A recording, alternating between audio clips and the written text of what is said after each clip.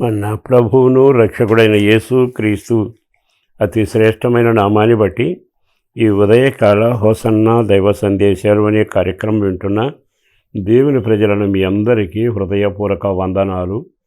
దేవుని కృప మీకు సమృద్ధిగా కలుగునగాక.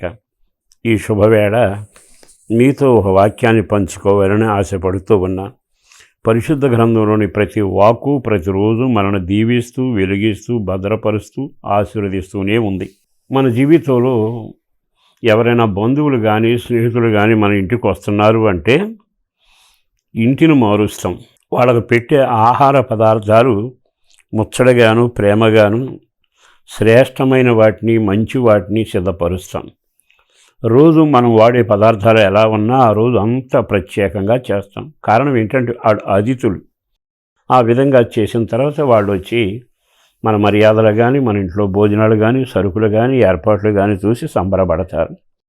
మనల్ని అప్పుడప్పుడు అభినందిస్తూనే ఉంటారు.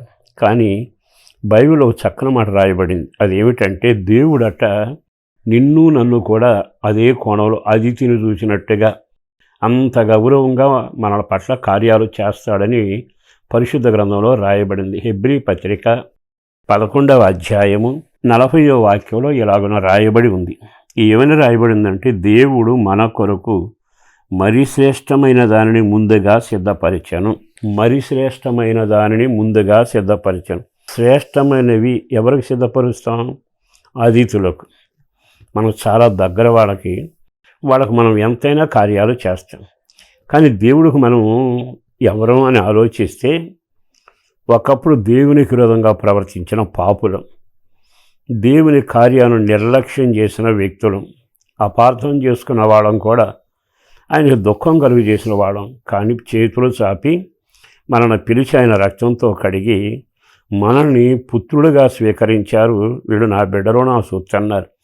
ఆ తర్వాత ఆయన చేసిన కార్యం ఏంటంటే, ఏదైతే శ్రేష్టమై ఉందో అది అన్నీ మనకు ముందుగా సిద్ధపరిచాడట. ఆ అధ్యాయంలో చదివితే సాక్షుల సమూహం కనపడుతుంది. అయితే విచిత్రం ఏంటంటే, ఆ ఒక్క వాక్యం దగ్గర ఆగి చూస్తే దేవుడు మన కొరకు, ఆ మాట ఎంత బాగుందండి. శ్రేష్టమైన వాటిని సిద్ధపరిచాడట. అసలు ఆ మాట ఎంత విలువ కలిగిందండి. మనం ఎంత, మన బ్రతికెంత, దేవుని స్థాయి ఎక్కడ, ఆయన ఉనికి పట్టి ఎక్కడ, పవిత్రుడు, నిర్మలుడు, ఆయన మచ్చలేనివాడు, సర్వ సృష్టికర్త, సేనాపతి, ఎన్ని ఉన్నాయి ఆయన ఘనకార్యాలు. ఉన్నది లేనట్టు, లేనిది ఉన్నట్టు చేయగలిగిన అంత సమర్థుడు ఒక నరుని చూసి అంటాడు, శ్రేష్టమైనవి మీ కొరకు నేను సిద్ధపరిచాను. ఆ మాట విన్నప్పుడల్లా మనం ఎంతవరకు తగ్గించుకోవాలో, ఆయన అంతగా ప్రేమిస్తుంటే ఆయన లెక్కలేనట్టుగా మాట్లాడుతూ, ఆయన సన్నిధి లెక్కలేనట్టుగా వ్యవహరిస్తూ, కొన్నిసార్లు తృణీకరిస్తూ కూడా మన పైన సాగిన రోజులు ఉన్నాయిగా. ఈరోజు ఈ మాట విన్నాక నిన్ను చూచి శ్రేష్టమైనది రక్షణ ఇస్తాడు, శ్రేష్టమైన ఆదరణ ఉంటుంది, కృప ఉంటుంది, ఓ రకంగా నిత్య జీవం ఉంటుంది. అన్నీ శ్రేష్టమైనవి. మనం అతిథులకు ఏవైతే శ్రేష్టమైన వస్తువులు ఎన్నిక చేసి పెడతామో అన్ని దీవెనలో కూడా శ్రేష్టమైన పునరుద్ధానం కూడా దేవుడు మనకు అనుగ్రహిస్తూ వచ్చాడు. ప్రియ దేవుని బిడ్డలారా, ఈ మాటలు చెప్పడానికి సేవకుడిగా సంబరపడుతూ చెప్పేది, నీ బంధువులు, స్నేహితులు, తెలిసిన వాళ్ళు ఇంత శ్రేష్టమైన వస్తువులు కూడా, దీవెనలు కూడా నీకు ఇవ్వలేరు. కానీ నా దేవుడు చదువును బట్టు, తెలుగును బట్టు కాక నిన్ను అతిగా ప్రేమించాడు, నన్ను అతిగా ప్రేమించాడు. అందుకని దీవెనలన్నిట్లో శ్రేష్టమైనవి. ఒక వాక్యం మీకు తెలుసు కదా, నీవు ఆయనను సమ్మతించి ఆయనతో నడిస్తే శ్రేష్టమైన భూమి మీద మంచి పదార్థాలు ఇస్తాను అన్నాడు. ఆయన ఏమన్నాడు తెలుసా? శ్రేష్టమైన మంచి గోధుమలతో నిన్ను తృప్తిపరుస్తాను అంటున్నాడు. శ్రేష్టమైన పునాదుల పట్ల నిన్ను నిలబెడతాను అన్నాడు. ఎన్ని చెప్పమంటారు? అంత శ్రేష్టమైనది మనకు సమకూరుస్తున్నాడుగా. కానీ మనం ఆయన కృపను నిర్లక్ష్యం చేసి, ఆయన చూపే గొప్పతనాన్ని నిర్లక్ష్యంగా చూసి మనం దారి తప్పి వినాశన పంచుల్లో వెళుతున్నాం. ఓ సేవకుడిగా బ్రతిమలాడుతూ ఈ శుభవేళ మీతో చెప్పగలిగిన మాట, ఆయన వైపు మీరు తిరిగి నమ్మకస్తులుగా బ్రతకండి. శ్రేష్టమైన ఈవులన్నీ, దీవెనలన్నీ అడిగిన దానికంటే, ఊహించిన దానికంటే ముందుగానే అన్నీ సిద్ధపరుస్తాడు.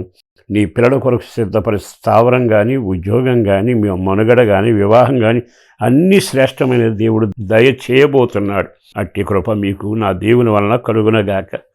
పరిశుద్ధుడును ప్రేమోముడి నా ప్రభు వందనాలయం. అపారమైన నీ ప్రేమ కొరకు ధన్యవాదాలు. నీ సన్నిధిలో ఈ మాటలు వినడానికి వినిపించడానికి కృపిచ్చారు. శ్రేష్టమైన దీవులతో మమ్మల్ని ఎదుర్కొనే దైవమా వందనాలు. కృప కలుగునగాక, దీవెన కలుగునగాక. కుటుంబాల క్షేమం, పిల్లల భవిష్యత్తు, చదువులు, వివాహాలు, ఉద్యోగాలు, వ్యాపార వ్యవసాయాలు, చేతి పనులు అన్నిట్లో కూడా తోడుగా ఉండండి. రక్షణ భాగ్యం కలుగొచ్చేయండి. సమాధానంతో ఆ ఇంటిని నింపండి. ఆ ఇంట్లో సమస్యలు, మొండి సమస్యలు పరిష్కరించండి. వృద్ధులకు క్షేమం, సంతానం లేని వారికి సంతానం, విడిపోయిన వారు కలపబడడం, అన్ని రకాలుగా కృంగిపోతే వాళ్ళకి ఆదరణ కలగటం, మీరైన దీవెనలతో నింపి నీ రాకడ కొరకు సిద్ధపరచుమని యేసు పేరట వేడుచున్నాము తండ్రి. ఆమేన్.